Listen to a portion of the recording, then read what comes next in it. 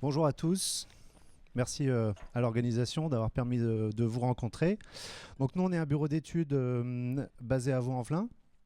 On est MAR depuis le début à peu près du dispositif. On est RGE 1905 et 1911. On est une dizaine. Et on a réalisé jusqu'à présent environ une centaine de dossiers d'accompagnement sur tous les profils, on va dire, de catégories. Et sur toutes les ampleurs de travaux. On va tout simplement résumer. Alors, on voulait aussi donner un peu le point de vue du bureau d'études. On va être un peu plus modeste que ça. On va donner le point de vue de bâtir positif déjà. Et puis, vous avez bien votre idée aussi sur votre propre activité. Dans son découpage, pour nous, ça se traduit majoritairement par la partie audit, dans un premier temps. Et là, on est quand même assez satisfait de trouver des audits, comme en parlait aussi Charles-Olivier, qui vont un peu plus loin et avec des travaux avec davantage d'ampleur qu'on pouvait rencontrer avant ce dispositif en particulier, où ça pouvait s'arrêter, ou alors les gestes pouvaient être plus réduits. Donc on lui trouve cette vertu-là, avec bien sûr ce contexte de 3CL 2021 et le sacro-saint résistance thermique qu'il faut vénérer. Donc qui n'entraînent pas toujours les plus écologiques des rénovations, mais qui ont pour conséquence d'avoir quand même cette statistique de travaux d'ampleur arrivés. Donc on est quand même dans ce contexte-là. Audit qui peut du coup ne pas avoir lieu. Alors on a, là ça va dépendre un petit peu, je sais qu'il y a toutes les politiques sans doute, sur les audits réglementaires qui peuvent venir avec les clients. On a tout ça, l'acquisition elle est faite, il y a un audit réglementaire de vente qui a été délivré. Qu'est-ce qu'on fait? Bon, là, vous avez chacun la réponse à comment vous prenez en compte ce genre de situation. On trouve que ça fait une certaine discontinuité un petit peu du parcours d'un client, le fait d'avoir cet audit qui arrive, qui doit être vraiment conforme au projet de travaux, qui peut éventuellement amener un interlocuteur supplémentaire. Interlocuteur, est-ce qu'il peut faire des modifications ou pas? Parce que 99% des cas, c'est un diagnostiqueur qui a fait l'audit. Donc, est-ce qu'il a le droit, dans un contexte qui n'est pas celui d'une vente immobilière, de modifier son audit? Parfois ça arrive. Donc quand même cette petite variable là qui nous embête un petit peu de cet audit qui vient parfois. Donc à chacun décide de l'accepter ou non, ou bah, bien sûr de sous-traiter l'audit parmi les différentes prestations qu'on peut éventuellement sous-traiter l'audit. Nous on fait les audits et ensuite on enchaîne les accompagnements. On intervient aussi bien sur le Nord que sur l'Isère.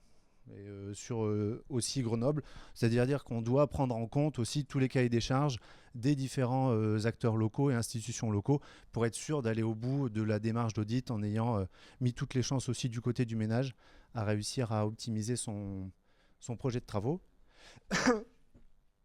Avec sur l'audit, bon, pas nécessairement, pas prendre trop de temps sur l'audit, mais dans les dernières interrogations les plus récurrente, il y a celle du fameux UBAT et de ce un petit peu flou qu'il y a derrière l'UBAT.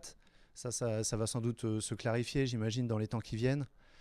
Et l'accès au gain de 4 classes avec ce plafond là du BAT.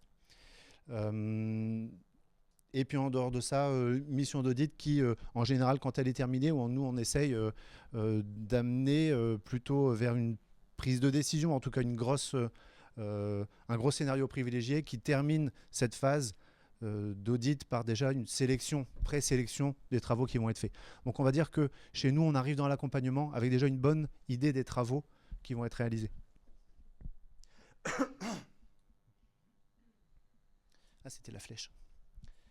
Et puis donc pour parler de l'accompagnement lui-même, donc pour le bureau d'études, l'accompagnement, on l'a dit, il est administratif, technique, financier, social.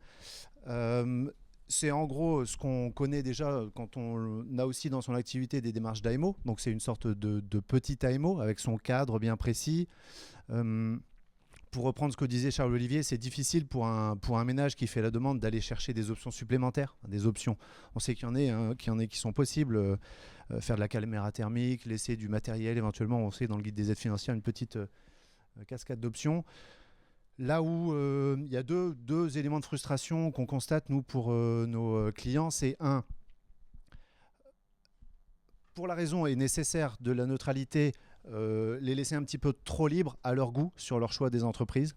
Donc là-dessus, voilà, c'est le cadre qui nous l'impose, mais à savoir qu'il y a une frustration, je pense que vous la constatez aussi hein, sur cette phase-là, du bon choix, de la bonne entreprise. Et puis également, ensuite, on parlait du suivi des travaux. Non, concrètement, on n'arrive pas à faire signer du suivi des travaux, je ne sais pas vous, dans les prestations MAR, mais on se revoit à la fin du chantier au moment le meilleur possible pour attester que tout a été bien réalisé selon le progrès de travaux, selon le programme de travaux. Mais le suivi des travaux, difficile. On a cette approche plutôt de penser étanchéité à l'air, voire la systématiser pour quand même essayer d'amener une certaine performance dans la rénovation. Parce qu'en dehors de ça, il n'y a pas, c'est vrai, encore ce curseur de vraiment mis sur la qualité des prestations et une sorte de juge de paix un petit peu du travail qui a été fait sur tout le projet. Donc voilà, un deuxième temps qui est plutôt difficile aussi à gérer, celui du suivi des travaux, parce que notre prestation, elle se termine par cette attestation et le rapport de fin de travaux qui précède du coup le calcul définitif de l'aide. Et là, on a la dernière petite difficulté qui vient s'ajouter, on va dire, parce que on sait estimer tout le montant des travaux, on sait récolter le devis pour tout ce qui est prévu. Et puis, c'est de la rénovation. Il y a des impondérables, il y a des éventuels travaux induits. Bon, si malheureusement, il y a des travaux induits n'avaient pas été anticipés, on sait qu'on ne pourra pas les revaloriser en fin de chantier. Tant et si bien qu'il fut nécessaire. Et ça peut engendrer aussi parfois un petit peu de difficultés, soit au moment du dépôt du dossier, être sûr d'avoir bien anticipé des travaux induits futurs, maçonnerie pour de la repose de menuiserie, etc. Et être sûr au passage d'avoir bien vu tous les différents aspects des devis pendant l'analyse des devis. Ça, c'était pour les deux petits points qui terminent le retour. Mais globalement, nous, si on devait faire un bilan, c'est quand même une certaine satisfaction des ménages à trouver du conseil. Eux qui ne sont pas habitués à en chercher, hein, on sait que le français n'est pas celui qui va chercher du conseil le plus facilement. Donc là, il est un peu financé et tant mieux. Et donc, il y a une satisfaction. Il reste que quelques petits verrous qui pourraient encore aider à faire à ce que les projets soient plus à la fois qualitatifs et aussi entraînent plus de satisfaction pour nos clients et qui voient du coup les répéter à l'avenir. Voilà pour nous, point de vue bâtir positif. Merci à tous.